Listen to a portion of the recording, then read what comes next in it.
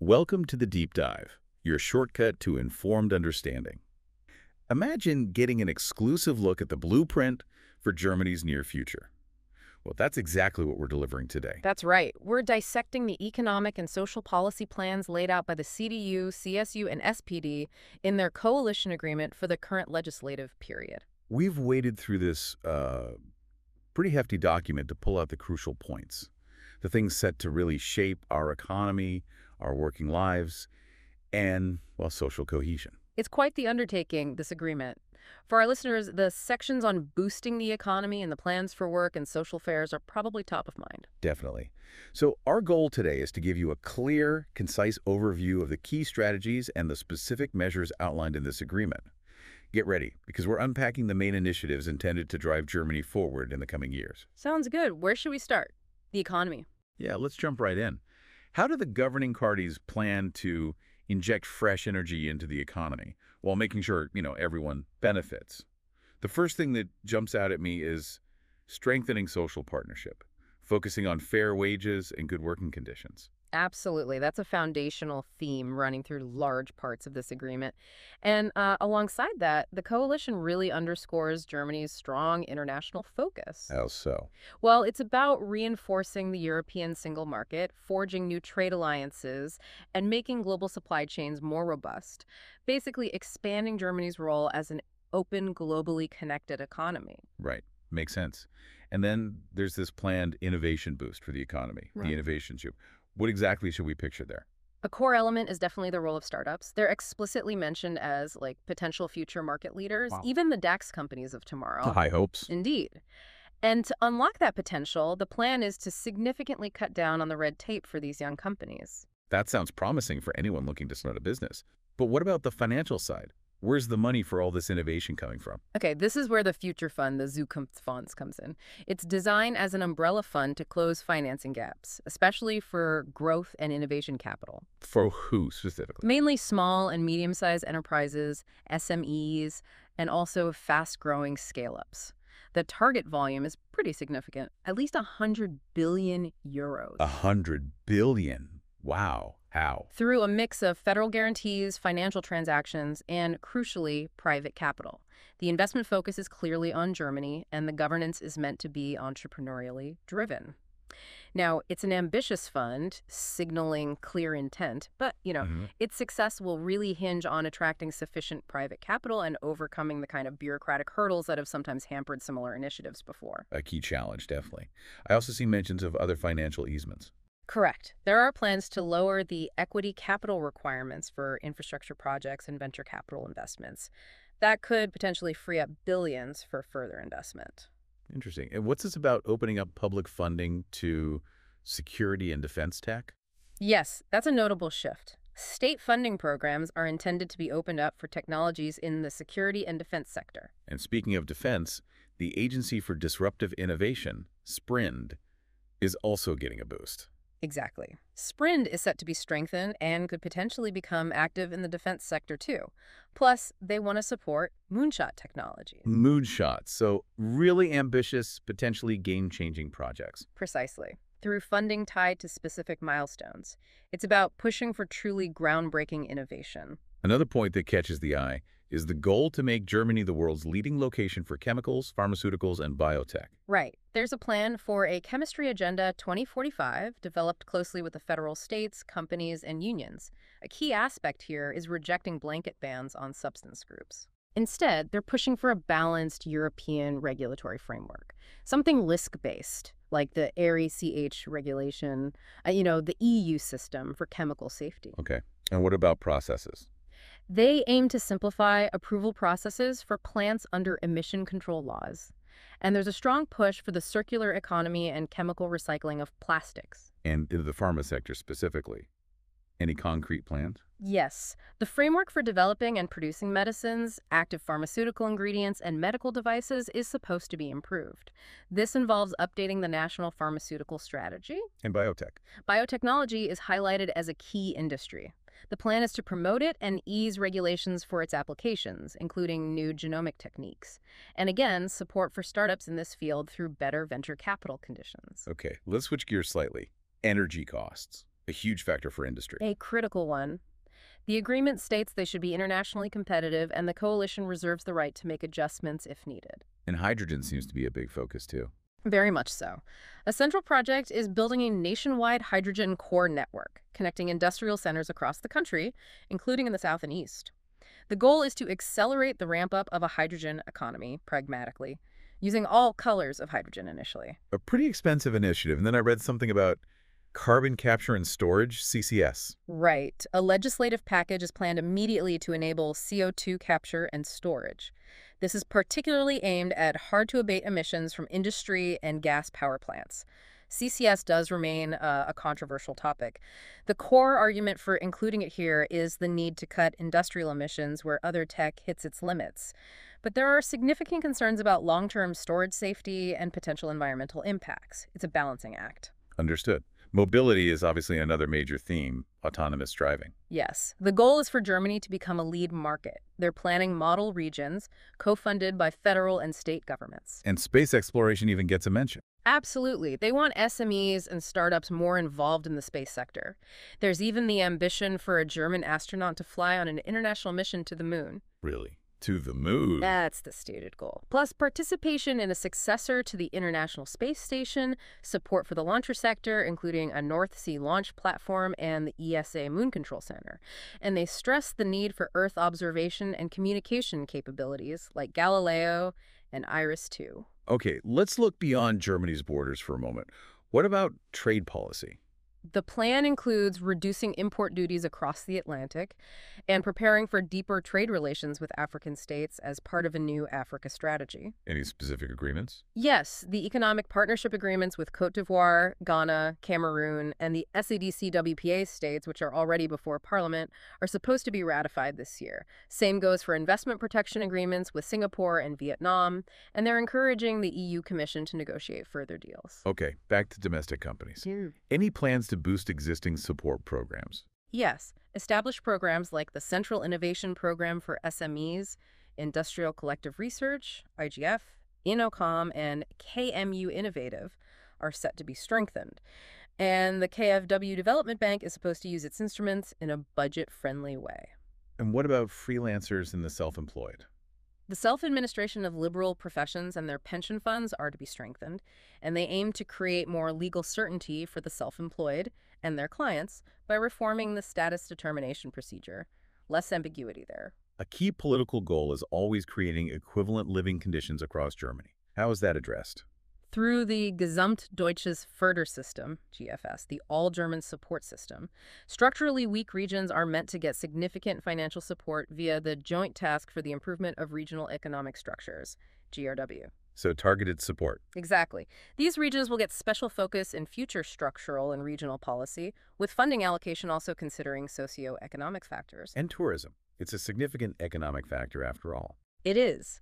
A new national tourism strategy is planned, considering both economic and sustainability aspects. Themes like public acceptance of tourism, shaping living spaces, and digitalization are key. How will they promote Germany as a destination? By maximizing existing potential via the German National Tourist Board, DZT. Its institutional funding is guaranteed at least at the 2024 level, aiming to further boost Germany's appeal as a travel destination. Okay, that was a really comprehensive look at the economic policy plans. Let's move on to work and social affairs. What are the key initiatives there? Well, one interesting point is the examination of an annual family budget for everyday helpers. Everyday helpers. For whom? For families with young children or those caring for relatives, specifically those with low and medium incomes. The idea is to make it digitally accessible, promote socially insured employment and household services, and combat undeclared work. How would they make those jobs more attractive? Through a planned recognition campaign and by making it easier for people to switch careers into these roles, lateral entries. Okay. A big topic is always skilled worker immigration. I see this planned work and stay agency. What's that about? Right, this digital agency for skilled worker immigration is planned in cooperation with the Federal Employment Agency. It's meant to be a central IT platform, a single point of contact for foreign skilled workers. So, streamlining the process. Exactly. Bundling and speeding up all processes related to labor migration and the recognition of professional and academic qualifications. It should link up with state structures, involve employers more to simplify things, and aim for uniform recognition procedures within 8 weeks. 8 weeks sounds ambitious. How will they achieve that? An ad hoc working group of federal and state governments is supposed to quickly develop measures to speed things up. And the Federal Employment Agency's counseling service for recognizing foreign qualifications will become permanent. And what about people who train here? That's important too. Graduates from third countries who complete vocational training in Germany should be allowed to stay and work. Sounds like a significant effort to simplify and accelerate things. Another crucial issue is integrating refugees into the labor market. Yes, the plan is to permanently promote rapid and sustainable integration. The approach combines early work experience, language acquisition on the job, and vocational training or qualification. At the same time, they want to prevent misuse of the asylum system. And what about social benefits? You mentioned simplifying things, merging housing benefit and child supplement. That's one example. The overall goal is consolidation and better coordination of social benefits, making the system more user-friendly. And incentives to work. Yes, creating incentives for recipients, especially those on basic income support, to earn more or take up socially insured employment. This involves reforming the interfaces with basic income support, the rules on additional earnings, and better aligning the rates at which benefits are withdrawn as income increases the transfer withdrawal rates. Transfer withdrawal rates. Yeah, basically how much benefit you lose for every euro you earn. The goal is to make sure that working more always pays off financially. Got it. An interesting specific measure is extending subcontractor liability to parcel delivery. Right. This model, where the main contractor is liable for Social Security contributions if subcontractors don't pay, has been successful in the construction industry. Now they plan to apply it to the parcel delivery sector to ensure fairer competition. And the advisory service for mobile workers, Fair Mobility. That's set to be strengthened and adequately funded. They also support building an EU-wide counseling network and want an electronic European Social Security card linked to a digital EU identity, EUDI. Shifting back to the job market itself, the agreement stresses rights and obligations. Correct. It emphasizes that rights and obligations must be binding for both sides in job placement. Job centers need sufficient resources for placement efforts, and those efforts should be intensified. So every unemployed person should be actively looking for work. Yes, and receive a personal offer of advice, support, and placement from the Federal Employment Agency, BA, and the job centers. The clear focus for the BA and job centers is placing people into employment. All existing tools and structures are under review. And dual vocational training, still seen as a flagship. Absolutely. It's recognized as key for securing skilled workers, strengthening the economy, and contributing to participation and integration. They also plan to simplify the accreditation system for training providers and measures. Okay, a really central point, the minimum wage. There are concrete numbers mentioned here. Yes. The coalition commits to the statutory minimum wage and the Independent Minimum Wage Commission. Future adjustments should consider both tariff wage developments and 60% of the gross median wage of full-time employees. Leading to a target minimum wage of €15 in 2026. And to boost collective bargaining. A federal collective bargaining loyalty act, Bundestariftreugesetz, is planned. It would apply to federal procurements over €50,000. For startups with innovative services, the threshold is higher in the first 4 years, €100,000. The aim is minimal bureaucracy. In essence, this law tries to incentivize companies bidding for public contracts to adhere to collective agreements. This could potentially strengthen unions and impact wage levels. Okay. What about working hours? Any flexibility planned? Yes. In line with the European Working Time Directive, they want to create the option of setting a maximum weekly working time rather than daily. The idea is to better reconcile family and work life. How will that be implemented? The specific design is supposed to be worked out in dialogue with social partners.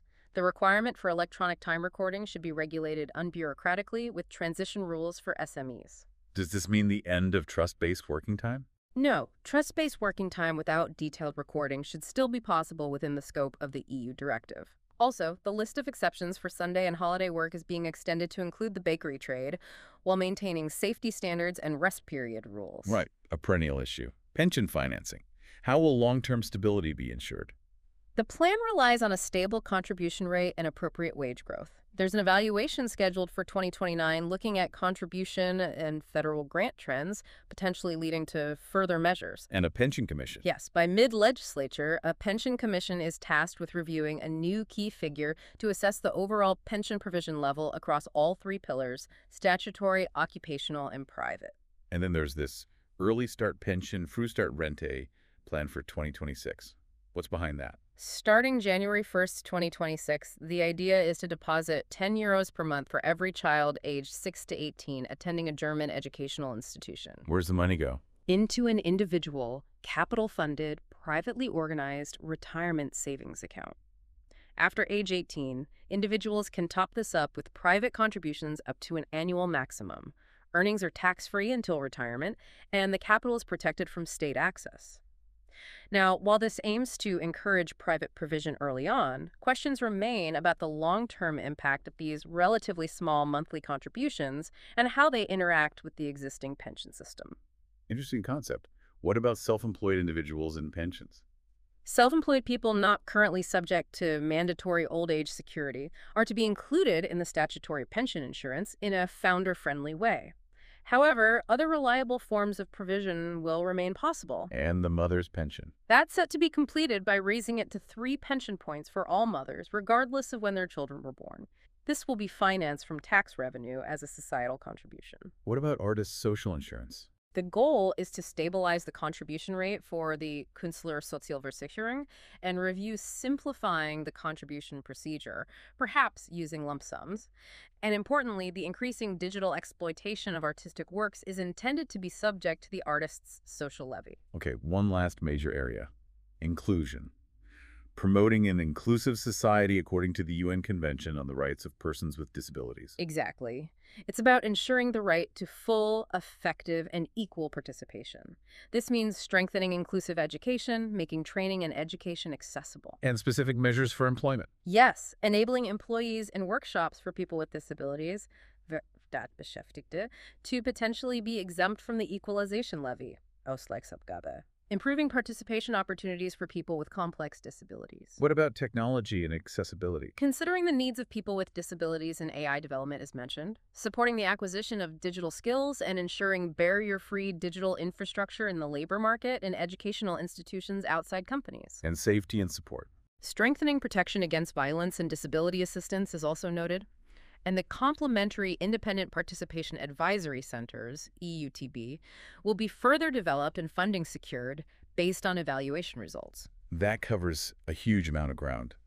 From economic strategy to very specific social policies, it really gives a sense of the intended direction. It certainly does. Innovation, fair labor conditions, social welfare, those seem to be the overarching themes, wouldn't you say? Definitely. And hopefully this deep dive has provided a valuable shortcut for our listeners to grasp these complex plans. We've tried to boil down the key points from a very dense document. Absolutely. So, considering all these ambitious plans for Germany's economic and social future, perhaps a final thought for our listeners. What specific aspect do you think will have the most significant impact on your daily life? And what further questions does this deep dive spark for you? Something to mull over. A good question to end on. Lots to think about.